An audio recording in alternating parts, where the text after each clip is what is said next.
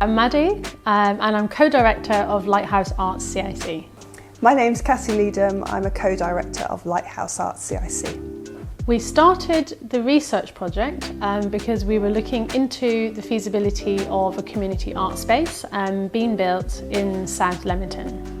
We wanted to find out was there an appetite for this community art space? Is there demand for this community art space in Leamington?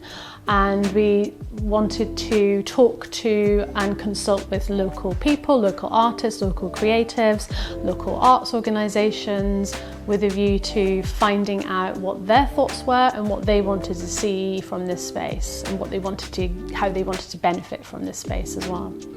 We started the research project because we knew we wanted to open a really amazing art space in Leamington Spa. And we knew we could do that. But we wanted it to be the absolute best that it could be. And to do that, we needed to go and look at lots of other arts venues, figure out how they do things best, what mistakes they've made along the way, so that we could create a business plan for this space that would make it sustainable, that would mean it was really useful to the community, that would mean we provided everything that artists needed. And we knew that a really good research project would help us to create the best space we could possibly create in Leamington Spa. So we went all around the country visiting lots of community art spaces, lots of different community art spaces, because that was really important. So, you know, some really small organisations and then some really big organisations. And you know, they were a mix of like different kind of funded organisations as well. Some were like surviving off really small kind of community donations and things, and other organisations were really sort of heavily subsidised by, you know, Arts Council grants and local authority grants, etc, etc. We know that there's already an amazing community of artists in Leamington Spa, and we hope very much that they will use our space. And that's exactly what we're there for them to use it. But we also know there are a number of other communities in Leamington Spa that don't access art spaces, that don't necessarily use arts facilities. And we want to target those people.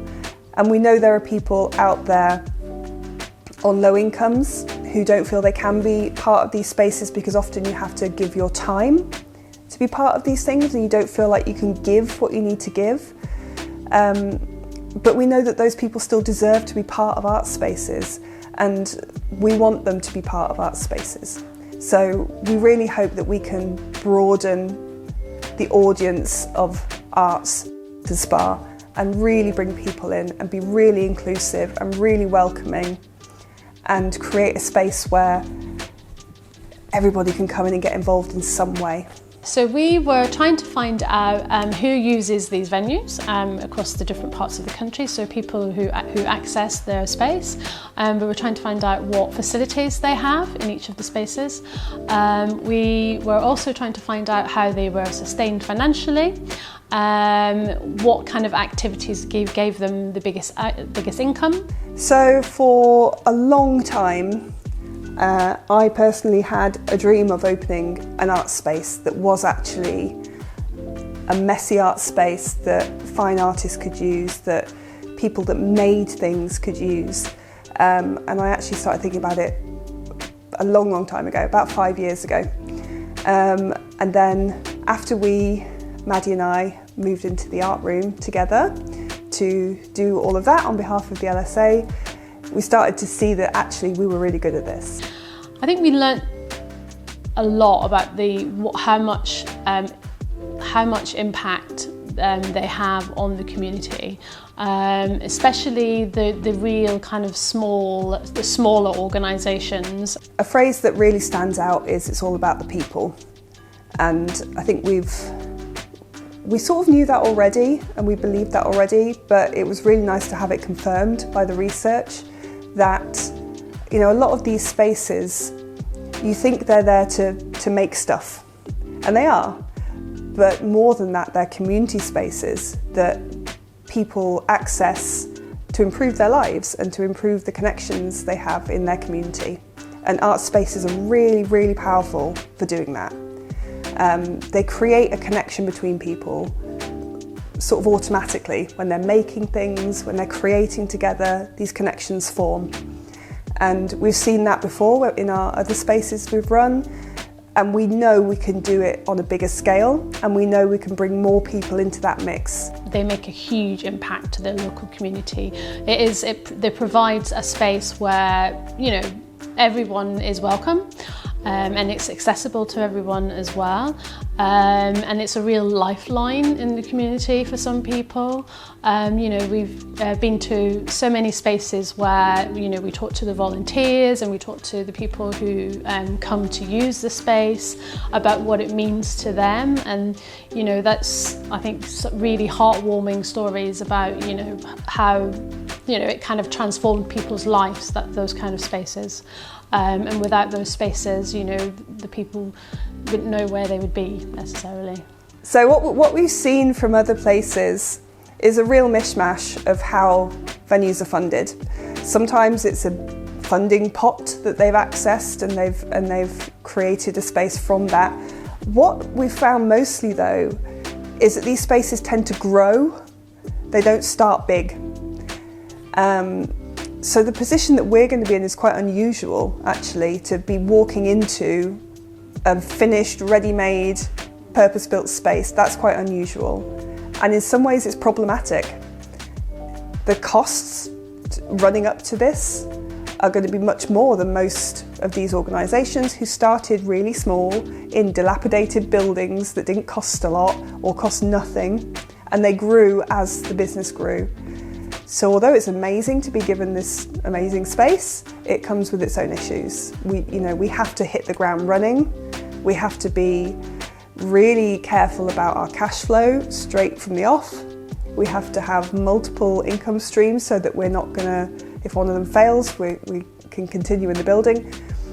So it is gonna be difficult, but we have made a really careful plan based on all of the things that we've seen that worked in the different venues that we visited, and we really believe that we are in the best position humanly possible to make a space like this work. Obviously, all of the activities that we can provide for the community is important, and having some kind of education or kind of mentoring or training focus is really important as well. Because that's like kind of providing and supporting with sort of lifelong skills, that you're kind of assisting people with, to get into the arts or think about having a career in the arts, or having an arts practice even. But I think the most important element is just a place where people can come together, and people from all different kinds of backgrounds can come together, they can create, they can do projects together, and sort of, I guess, give back to one another in some form as well. We're also planning to apply for funding for specific projects so that we can give free courses to people, and so we don't have to investigate what your economic background is or whether you've got specific needs that mean you can't access the arts normally. It will be free for everybody.